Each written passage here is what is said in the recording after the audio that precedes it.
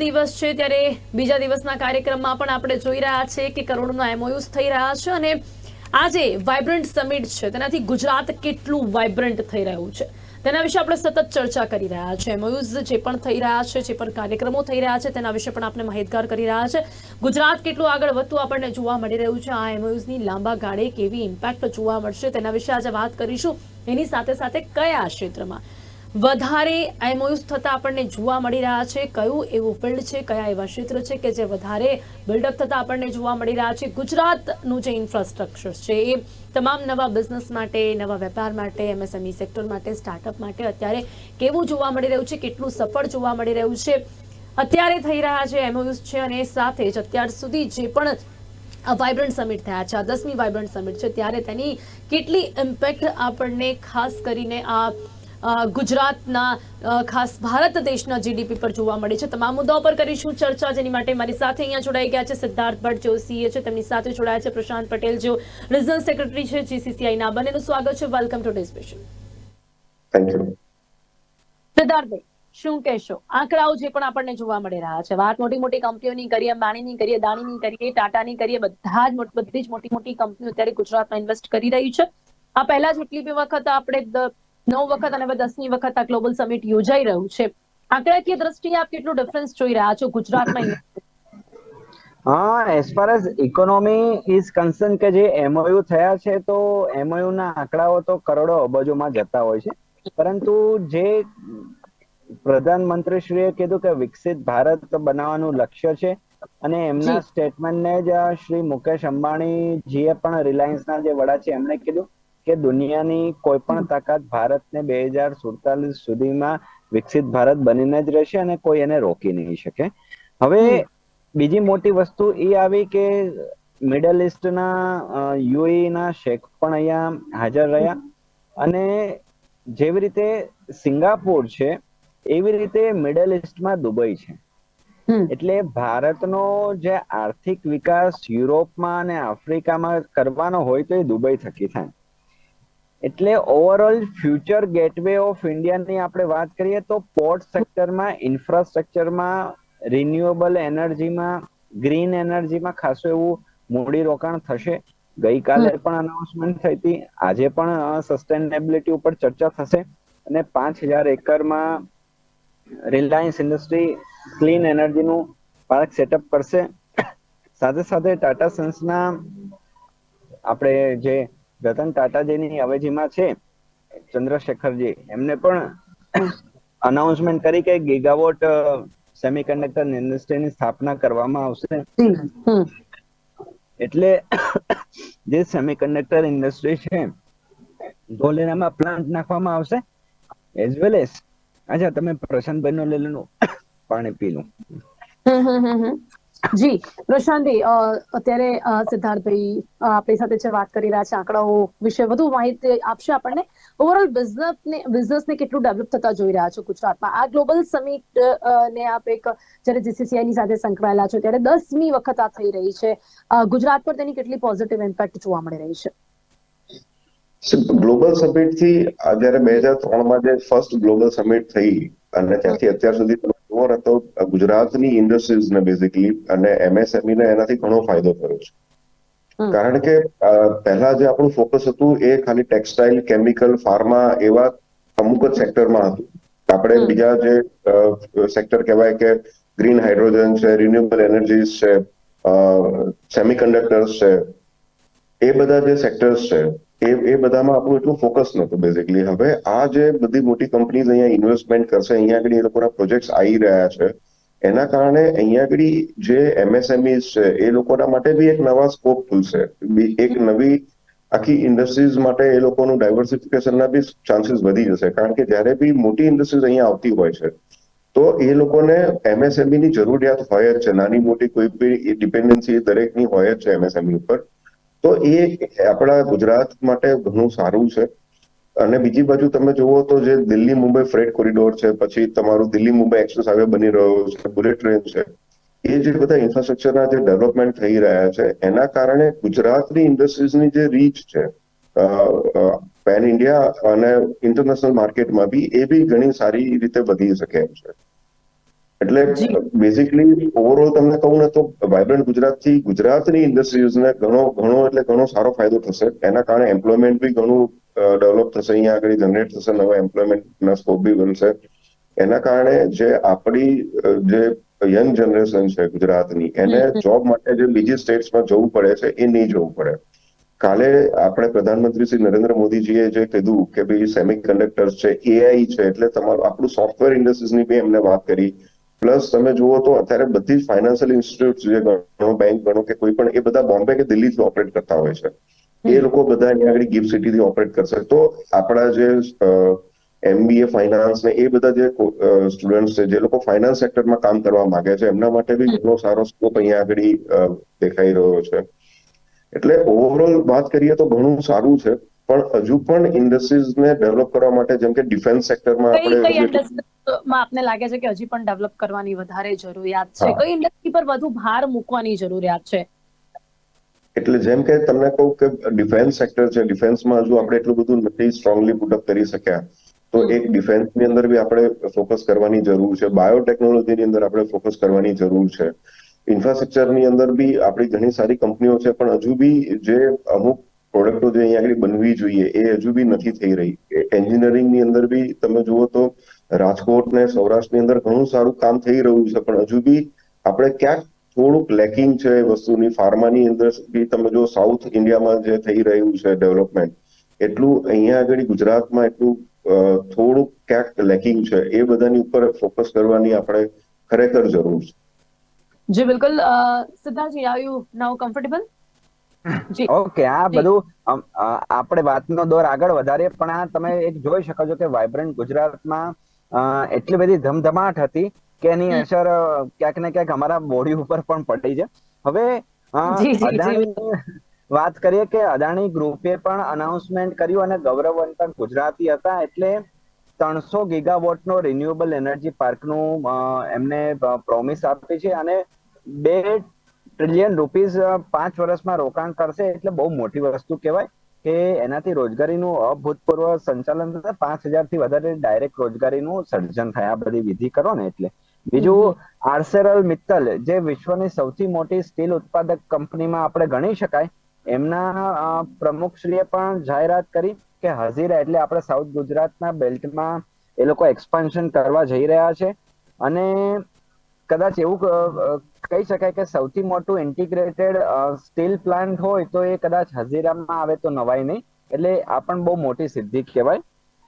બીજું, આપણે લોકો જે ગાડીઓ ફેરવે છે મારુતિ સુઝુકી, તો સુઝુકી જાપાનના કંપનીએ પણ 300 બિલિયન રૂપીઝ ના ઇન્વેસ્ટમેન્ટની જાહેરાત કરી છે. એટલે આનાથી વિકાસની દિશા નક્કી થાય છે કે જેટલા ગાડીઓ ભારતમાં વેચાય એટલે સમૃદ્ધિ વધે એવું આપણે કહી શકાય. એટલે કોઈ વિદેશી કંપની નવો પ્લાન્ટ ક્યારે નાખે કે જ્યારે જે ચાલુ પ્લાન્ટ છે એની કેપેસિટી પૂરી થઈ ગઈ હોય, નવી ડિમાન્ડો આવતી રહેતી હોય, એટલે એક્સપાન્શન કરવાની જરૂર પડે. એટલે આ એ વાત સાબિત કરે છે, એ વાતની ચાડી ખાય છે કે ગુજરાત વિકાસના પંથે છે અને ભારત વિકાસના પંથે છે. બીજું, નિવેડા કરીને એમના શંકર ત્રિવેદી આપણા અમદાવાદનો છોકરો હતો અને પછી અમેરિકામાં જઈને એમનું કેરિયર બનાવ્યું. નિવેડિયા કરીને વાઇસ પ્રેસિડેન્ટ એમના આવ્યા અને એમને સ્ટેટમેન્ટ આપી છે કે ડેટા સેન્ટર બનાવશે. એટલે જે ક્યાંક ને ક્યાંક આપણે 1995 થી 2000 સાલમાં આઈટી ની તક ચૂકી ગયા અને જે તક બેંગ્લોરે ઝડપી લીધી, તો અને આઈટી ની ફરી તક આપણી જોડે આવી છે. અને ડેટા ટેકનોલોજી, આર્ટિફિશિયલ ઇન્ટેલિજન્સ, તો ગિફ્ટ સિટીમાં ડેટા સેન્ટર બનાવવાની એમને જાહેરાત કરી. એટલે કે આપણા ગુજરાતના યુવાનોને દિલ્હી જવાની જરૂર નહીં પડે, પુના જવાની જરૂર નહીં પડે, બેંગલુરુ જવાની જરૂર નહીં પડે, હૈદરાબાદ જવાની જરૂર નહીં પડે. અહીંયા જ એમનું કેરિયર ગુજરાતમાં બનશે. એટલે એ બહુ મોટી વસ્તુ છે. એવી રીતે ઢાળવા માટે પણ આપણે આ મૂડી રોકાણ તો ચલો થઈ રહ્યું છે, બિઝનેસ આગળ વધશે, પણ યંગ જનરેશન, જે યંગ જનરેશન છે એમને પણ એવી રીતે ઢાળવા માટે નવી ટેકનોલોજીની સાથે, નવા સ્ટાર્ટઅપની સાથે, એમને એ રીતની સાથે આગળ વધારવા માટે પણ આપણે શું જોઈ રહ્યા છે પ્રોજેક્ટમાં? એ પ્રકારની પણ કેટલી તૈયારીઓ જોવા મળી રહી છે સિદ્ધાર્થજી? એમણે આપણે ટાટા સન્સના જે ચેરમેન શ્રી ચંદ્રશેખરજી આવ્યા ને, એ ખરા અર્થમાં ભારતની એક મલ્ટીનેશનલ કંપની કહેવાય કે એ કંપની હંમેશા ભારતનું હિત પહેલા રાખે છે અને એનો વિકાસ કરે છે. તો એમણે જાહેરાત કરી કે જે સોફ્ટ સ્કિલ ડેવલપમેન્ટ અને જે ટેકનોલોજી હાઈ એન્ડ ટેકનોલોજી છે, ઇલેક્ટ્રોનિક વ્હીકલ્સ આવશે, ડેટા સેન્ટર્સ બનશે, તો ટાટા તો દરેક ક્ષેત્રમાં છે, મીઠાથી લઈને એરોપ્લેન સુધી બધું બનાવે છે. એટલે એમણે સ્કિલ ડેવલપમેન્ટ ક્ષેત્ર ઉપર પણ ભાર મૂક્યો છે. અને આપણને જાણીને ખૂબ સારું લાગે કે જાપાન પણ આપણી જોડે સાચા હૃદયથી જોડાયેલું છે. એ પણ સ્કિલ ડેવલપમેન્ટના અભૂતપૂર્વ પ્રયત્ન કરી રહ્યા છે. સાથે સાથે આપણું જે પોર્ટ સેક્ટર છે, તો આપણે અદાણી પોર્ટને તો બધા જાણીએ જ છે, કંડલા અને મુન્દ્રા પોર્ટ. તો દુબઈની company as well as Dubai, પછી આપણે સાઉદી અરેબિયા, એ લોકો પણ પોર્ટ સેક્ટરમાં ઇન્વેસ્ટમેન્ટ કરવા ખૂબ આતુર છે. એટલે તમે દુબઈના કે શારજાહના પોર્ટ જોવો ને, તો એકદમ વિશાળ મહાકાય પોર્ટ હોય છે. તો એવું એમનું મૂડી રોકાણ ને ટેકનોલોજી આપણી જોડે આવશે ને, એટલે આપણને ખૂબ ફાયદો થશે. અસંખ્ય દરિયાઈ રોજગારીનું સર્જન થશે એવું આપણે કહી શકાય. સાથે માઇક્રોનની વાત કરી. માઇક્રોન હવે સબસિક્વન્ટ જો આ કોના જેવું છે કે બે વ્યક્તિઓના લગ્ન થાય ને એટલે પેલી જાન, બેન્ડ બાજા, કેટરિંગ વાળા બધાનો ધંધો ચાલે. એટલે એના જેવું થયું. જ્યારે એમઓયુ થતા હોય સરકાર વચ્ચે અને મોટી કંપની વચ્ચે, તો એના લીધે નાની નાની કંપનીઓ પણ ખેંચાઈને આવતી હોય, આકર્ષિત થાય કે અહીંયા મોટો પ્લાન્ટ આવ્યો છે તો એમને બીજી 50 વસ્તુઓની જરૂર પડશે. એટલે એક પ્લાન્ટ આવવાથી બીજી 50 કંપનીઓ ખેંચાઈને આવતી હોય છે. એટલે આડકતરી રીતે લગ્ન થતા હોય તો વર અને વધુના લગ્ન થાય, પણ કેટલા બધા લોકોને આજીવિકા મળે છે. આ એના જેવું છે. એટલે આ વેપારી મળો એક સમયની સાથે લોકોને મોટિવેશન કરવાનો અવસર મળે, નેટવર્કિંગનો અવસર મળે, અને ઘણા બધી બિઝનેસ ડીલો આમાંથી થતી હોય. અને માઇક્રોને તો એ કીધું કે 5000 ડાયરેક્ટ જોબની ક્રિએશન થશે એ આપણા સાણંદ વિસ્તારમાં. એટલે તમે વિચારો કે આપણે અત્યારે જે ટીવી જોઈ રહ્યા છે, મોબાઈલ વાપરી રહ્યા છે, એમાં જે ચિપ્સ ટેકનોલોજી સેમિકન્ડક્ટરની વાપરવામાં એનું ઉત્પાદન અહીંયા થશે.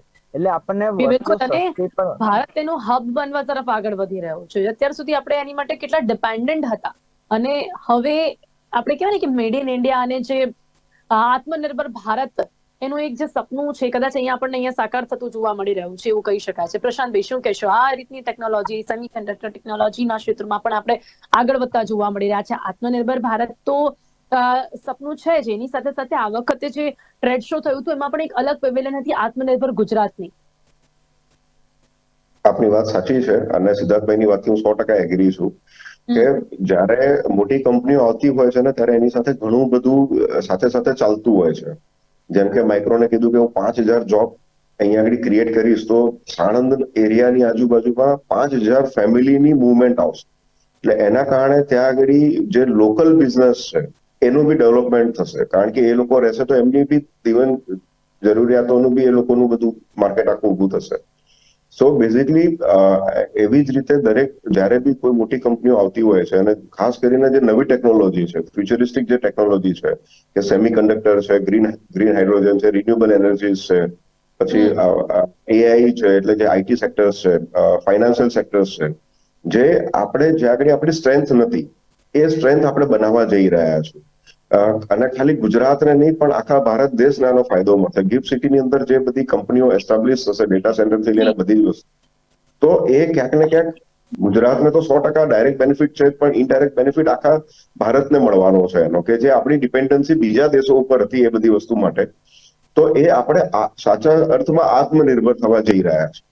અને ગુજરાતની અંદર બી એનું આખું એક ઇકોસિસ્ટમ ડેવલપ થતું અમે જોઈ રહ્યા છે. ગુજરાત ચેમ્બર બી અમે જોઈએ તો અમને બી એ દેખાઈ રહ્યું છે કે જ્યારે આ બધી ઇન્ડસ્ટ્રીઝ આવશે તો એની સાથે સાથે ઘણી બધી ઇન્જિનિયરિંગ ઇન્ડસ્ટ્રીઝને બી ફાયદો થશે. જેમ કે ઓટોમોબાઈલ સેક્ટર જ્યારે નોર્થ ગુજરાતમાં આવ્યું, મહેસાણા અને બહુચરાજીની આજુબાજુમાં, તો આપણી જે એન્જિનિયરિંગની નાના મોટા યુનિટ્સ હતા એ લોકોને બી ઘણો બધો સપોર્ટ મળ્યો. એનાથી એ લોકો એઝ અ સપ્લાયર ત્યાં જોડાયા અને એમનો બી ડેવલપમેન્ટ થયો, એમનો બી ગ્રોથ થયો. એવી જ રીતે બરોડામાં જે એવિએશન ઇન્ડસ્ટ્રીઝની વાત ચાલી રહી છે એ આવશે તો એનાથી બી એક અલગ જ આપણને એક નવી ફિલ્ડ જોવા મળશે, એક નવું આખું સેગમેન્ટ આપણા માટે ઓપન થશે. એવી જ રીતે સેમિકન્ડક્ટરની અંદર બી એ જ વસ્તુ થવાની છે. જ્યારે અત્યારે હાલ આપણી પાસે એના બેસિસ ઉપર કોઈ માર્કેટ નથી, પણ હવે જ્યારે માઇક્રોન જેવી કંપનીઓ અહીંયા આવશે તો એક કંપનીના કારણે શું થાય કે બીજી કંપનીઓ બી અહીંયા આગળ આવે. સપોઝ કે આપણે બહુચરાજીની વાત કરીએ તો મારુતિ પહેલા આવી, જેવી મારુતિ આવી એની સાથે સાથે બીજી બધી કંપનીઓ બી આવી, હોન્ડાએ બી ઇન્વેસ્ટમેન્ટ કર્યું, બધી જ કંપનીઓ હવે ઓટોમોબાઈલ સેક્ટરને માં ગુજરાતને જોવે છે. તો એવી જ રીતે જયારે એક કંપની અહીંયા આગળ સેમિકન્ડક્ટરમાં કે ડેટા સેન્ટરમાં આવશે, કોમ્પિટિટર્સ છે અથવા તો એના જે બેકવર્ડ કે ફોરવર્ડ ઇન્ટિગ્રેટિંગ જે ઇન્ડસ્ટ્રી જે જોડાયેલી છે એનાથી એ લોકો બી ગુજરાત તરફ વળશે અને એનાથી ઓવરઓલ ગુજરાતનો જે આપણો ટાર્ગેટ છે કે 1 ટ્રિલિયન ઇકોનોમીનો, એ આપણે 100% એને અચીવ કરવામાં ઘણો ફાયદો મળશે. જે બિલકુલ અહીંયા 2047માં ભારત આઝાદીની શતાબ્દી ઉજવશે ત્યારે વિકસિત દેશ તરીકે સિદ્ધિ હાંસલ કરશે એવું વડાપ્રધાન નરેન્દ્ર મોદીનું કહેવું છે. શું લાગે છે આપને, જે પ્રકારે આ ગ્લોબલ સમિટ થઈ રહી છે, જે રીતે દેશ વિદેશથી લોકો અહીંયા આવીને મૂડીરોકાણ કરી રહ્યા છે, પણ માત્ર મૂડીરોકાણથી આપણે આવા સપનાને સાકાર થતા જોઈએ એવું શક્ય નથી. મૂડીરોકાણ પછી પણ એનો પ્રેક્ટિકલી કેટલું ઇમ્પ્લિમેન્ટેશન થાય છે, ખરેખર એનાથી કેટલો ફાયદો થાય છે, એના પર આપનું શું માનવું છે? કારણ કે અત્યાર સુધી પણ 9 સમિટ થઈ છે, શું રિઝલ્ટ જોવા મળ્યો છે અને અત્યારે આ 10મી સમિટથી શું પરિણામ જોવા મળી શકે છે? આપની વાત 100% સાચી છે. ખાલી એમઓયુ થઈ જવાથી ગ્રોથ નથી આવતો. એની સાથે સાથે જેટલા મોટા એમઓયુ થાય, તમે કાલે જો નરેન્દ્ર મોદીને સાંભળ્યા હોય તો એમને કીધું હતું કે ભાઈ તમે જેટલું મોટું કરશો મારો સંકલ્પ એટલો જ મોટો બનશે. એમનો કહેવાનો બી મતલબ એ હતો કે ભાઈ તમે આવો, તમે એક હાથ તમે લાંબો કરો, બીજો હાથ હું લાંબો કરીશ, બરાબર, અને 2 હાથ ભેગા થઈને જ કામ થશે. તો એમાં જેટલું બી મૂડીરોકાણ આવશે, જેટલું બી નવું ઇન્વેસ્ટમેન્ટ આવશે, એના માટે ઇન્ફ્રાસ્ટ્રક્ચરની રિક્વાયરમેન્ટ આવશે. એના માટે આપણે સ્ટેટ ગવર્મેન્ટ કે સેન્ટ્રલ ગવર્મેન્ટે ઘણી મહેનત કરવી પડશે. આપણી પાસે ઘણું બધું ઇન્ફ્રાસ્ટ્રક્ચર રેડી છે, પણ હજુ બી એ લેવલનું ઇન્ફ્રાસ્ટ્રક્ચર આપણી જોડે નથી રેડી થયું. દરેક ખૂણા નથી એવી રીતના કનેક્ટ કે જ્યાં આગળ આપણે બહુ ઇઝીલી ટ્રાન્સપોર્ટેશન થઈ શકે. જેમ કે આપણે નેશનલ હાઈવેની વાત કરીએ તો નેશનલ હાઈવેમાં એટલા સારા કામ થઈ રહ્યા છે. તમે જુઓ તો જે કનેક્ટિવિટી હતી એક સ્ટેટની બીજા સ્ટેટથી, એ ઘણી ઇમ્પ્રુવ થઈ છે. એટલે હવે તમે બાય રોડ બી તમારે માનો કે દિલ્હી જવું હોય તો તમે વિચારી શકો છો કે ચલો આપણે જઈએ, જે પહેલા શક્ય નહોતું. તો એ પ્રમાણેના ઇન્ફ્રાસ્ટ્રક્ચર જે ગવર્મેન્ટે બનાવવાના છે એની પર એ લોકોએ ઘણું ફોકસ કરવું પડશે. સાથે સાથે જે અમુક ઇન્ડસ્ટ્રીઝના જે નોર્મ્સ છે ત્યાં બી એ લોકો એક વખત ફરીથી જોવાની જરૂર છે. કારણ કે હજુ બી આપણા અમુક જે કાયદા છે એને કદાચ ક્યાંક બદલવાની જરૂર છે. એ બધું કરીશું તો એનાથી આ જે આપણું જે ટાર્ગેટ 2047નું છે, કદાચ એનાથી ઘણું વહેલા પતી જશે એવું મારું માનવું છે. જી બિલકુલ. હવે એની સાથે સાથે ગુજરાતના ઇન્ફ્રાસ્ટ્રક્ચર વિશે શું માનો છો? ગુજરાતમાં અત્યારે કેવું ઇન્ફ્રાસ્ટ્રક્ચર છે? આ બધી જ વિદેશી કંપનીઓ જ્યારે અહીંયા આવીને પોતાના બિઝનેસનું નવું સ્ટાર્ટઅપ તો ક્યાંક વધુ મૂડી રોકાણ કરવાની તૈયારી બતાવી રહી છે, તો માત્ર વડાપ્રધાન નરેન્દ્ર મોદીનું રિપ્રેઝન્ટેશન નહીં, પરંતુ ગુજરાતના ઇન્ફ્રાસ્ટ્રક્ચર વિશે પણ વિચારવું પડે. અત્યારે કેવું જોઈ રહ્યા છો અને સાથે જ કેવા ઇન્ફ્રાસ્ટ્રક્ચરની જરૂરિયાત છે ગુજરાત? ગુજરાતના ઇન્ફ્રાસ્ટ્રક્ચરની વાત કરીએ ને તો આપણે પહેલેથી જ ઘણું સારું કરી રહ્યા છીએ. ગુજરાતમાં ઇન્ફ્રાસ્ટ્રક્ચર પહેલેથી ઘણું સારું છે, લો એન્ડ ઓર્ડર ઘણા સારા છે પહેલેથી. પણ હવે જે પ્રમાણેની કંપનીઓ ગુજરાતમાં આવી રહી છે, જે લેવલે આપણે જઈ રહ્યા છે, પહેલા આપણે ગુજરાતની કોમ્પિટિશન મહારાષ્ટ્ર કે કર્ણાટક કે એની સાથે હતી, પણ હવે આપણે એમની સાથે કોમ્પિટ નથી કરી રહ્યા. આપણે કોમ્પિટ કરી રહ્યા છે ડેવલપ કન્ટ્રીની સામે, કે સિંગાપુર હોય કે તમારું હોંગકોંગ હોય, દુબઈ હોય, આપણે એની સામે કોમ્પિટ કરવાનું છે. એના ઇન્ફ્રાસ્ટ્રક્ચર આપણે ઊભું કરવાનું છે. તો એ જે ઇન્ફ્રાસ્ટ્રક્ચર, એ જે રિસોર્સ અવેલેબલ છે, એ 100% ગુજરાત ગવર્મેન્ટે કરવું પડશે, એની ઉપર ધ્યાન આપવું પડશે. એ લેવલના રોડ હાઈવેઝ બનાવવા પડશે. સિટીઝ છે લાઈક અમદાવાદ છે, સુરત છે, એ ત્યાં જે મેટ્રોના જે કામ છે એ બહુ ઝડપીથી એ લોકોએ પૂરા કરવા પડશે. કારણ કે એ બધી કનેક્ટિવિટી વગર આ બધી વસ્તુનો ગ્રોથ થોડો સ્લો થઈ જશે. કારણ કે નહીં હોય તો એ ક્યાંક ને ક્યાંક આપણને ઇન્ડસ્ટ્રીઝના ડેવલપમેન્ટમાં બી એની ઇમ્પેક્ટ આવતી હોય છે. જી બિલકુલ. હવે પ્રશાંતજી, અહીંયા આપણે વાત કરી ડિફેન્સ સેક્ટરની. કોઈ પણ દેશમાં ડિફેન્સ સેક્ટર જે હોય એ મજબૂત હોય, સ્ટ્રોંગ હોય, તે ખૂબ જ જરૂરી છે. ત્યારે આ જે 10મી સમિટ છે તેમાં ડિફેન્સ સેક્ટરને લઈને શું ખાસ વધુ ધ્યાન આપવામાં આવ્યું છે? એની સાથે સાથે હવે એઆઈ ડેવલપ થઈ રહ્યું છે, ત્યારે એ ટેકનોલોજીને લઈને પણ આ વખતની આ સમિટમાં આપણને શું ખાસ જોવા મળી રહ્યું છે? અત્યારે હાલ તો આપણે એઆઈમાં અને ડિફેન્સમાં બહુ જ નીચે છીએ. એટલે આપણે સ્ટાર્ટઅપ્સમાં છીએ એવું કહીએ તો બી ચાલે. નો ડાઉટ આપણે ત્યાં L&T એ હજીરામાં ઘણું સારું કામ કરી રહ્યું છે, પણ એની જે આખી ઇકોસિસ્ટમ બનવી જોઈએ ડિફેન્સ માટેની, એ હજુ ડેવલપ થતા થોડી વાર લાગશે. આપણે સ્ટેટ ગવર્મેન્ટની પોલિસી બી છે ડિફેન્સને પ્રમોટ કરવા માટે, ડિફેન્સ સેક્ટરને બેઝિકલી. તો એનું બી અમારે ડિસ્કશન થયું હતું એમની સાથે. એમાં બી થોડા એ લોકો ચેન્જીસ કરવા જઈ રહ્યા છે. થોડું બેટર કરીને એ લોકો પોલિસી ફરીથી ઇન્ટ્રોડ્યુસ કરવા જઈ રહ્યું છે સ્ટેટ ગવર્મેન્ટ, કે જેથી કરીને ડિફેન્સ સેક્ટરને બી એક બૂસ્ટ મળે, લોકોને ઇન્ટરેસ્ટ આવે કે ભાઈ આપણે બી આ સેક્ટરમાં જવું છે.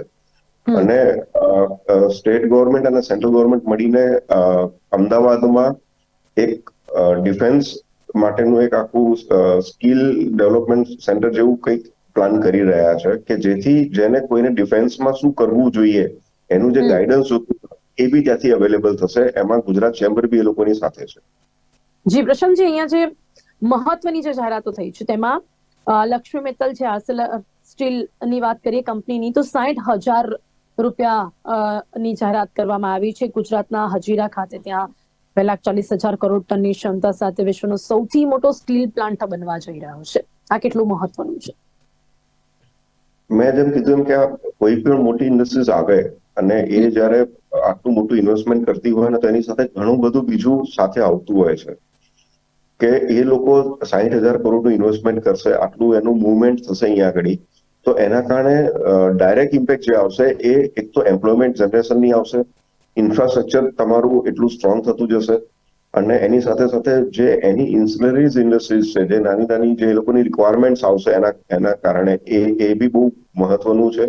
બીજી બાજુ જે આપણે ઇન્ફ્રાસ્ટ્રક્ચરમાં આટલું આગળ કામ કરી રહ્યા હોઈએ અને આપણા ત્યાં જ ઘર આંગણે જો આટલી મોટી સ્ટીલ કંપનીઓ અવેલેબલ હોય બધી જગ્યાએ, તો એ બી આપણને ઘણું સારું સપોર્ટ સિસ્ટમ પ્રોવાઈડ કરે છે. કારણ કે આપણે પહેલા સ્ટીલ ઇમ્પોર્ટ કરતા હતા, હજુ બી આપણે ઇમ્પોર્ટ કરી રહ્યા, પણ જયારે આપણી પોતાની એક કેપેસિટી ઉભી થાય છે, આત્મનિર્ભર ગુજરાત કે આત્મનિર્ભર ભારતની વાત કરીએ છીએ, તો એ જે સપનું છે એને સાકાર કરવા માટે આ લેવલની કંપનીઓની અહીંયા આગળ ખાસ જરૂર છે.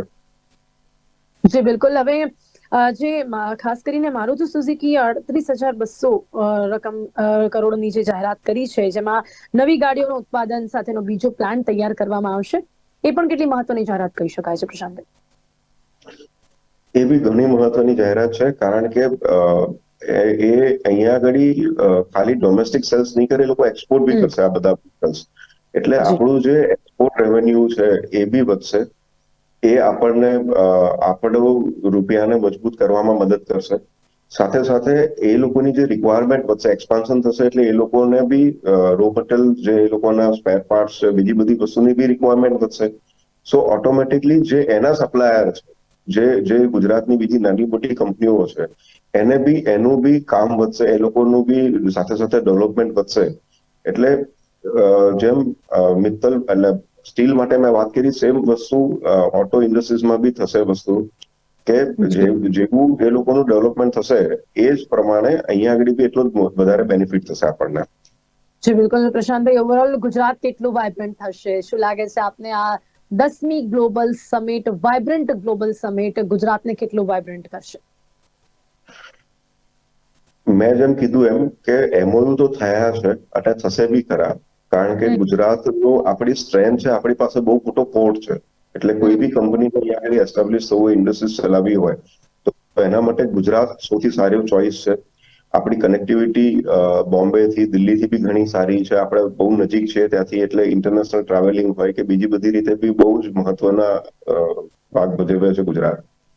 સાથે સાથે સરકાર તરફથી જે મેં કીધું એમ કે એ લોકો કેટલું ફાસ્ટ આને ટેકઅપ કરી શકે છે, કેટલું ફાસ્ટ એ જે રિક્વાયરમેન્ટ છે ઇન્ડસ્ટ્રીઝ ડેવલપ કરવા માટેની જે ઇન્ફ્રાસ્ટ્રક્ચર જોઈએ આપણને, એ થશે એટલું જ ઝડપીથી આપણે આને વાઇબ્રન્ટ થઈ શકીશું એમાં. જી બિલકુલ પ્રશાંતભાઈ, આપણે પણ એવી જ આશા રાખીએ છીએ કે જેટલું ઝડપથી આ ઇન્ફ્રાસ્ટ્રક્ચર થશે, જેટલું ઝડપથી આ પ્રેક્ટિકલી આપણને સક્સેસ થતા જોવા મળશે, એટલું ઝડપથી ગુજરાત પણ વાઇબ્રન્ટ બનશે. સમય અહીંયા સમાપ્ત થાય છે. સાથે જોડાયા તે બદલ ખૂબ ખૂબ ધન્યવાદ. Thank you so much.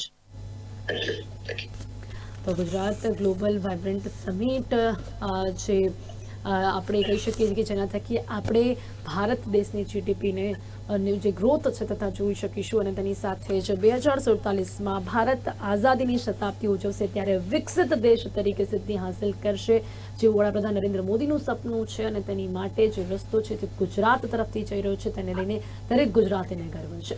તો ત્યારે કાર્યક્રમમાં બસ આટલું જ. ફરીથી મળીશું નવા વિષયની સાથે. ત્યાં સુધી રજા આપશો. નમસ્કાર.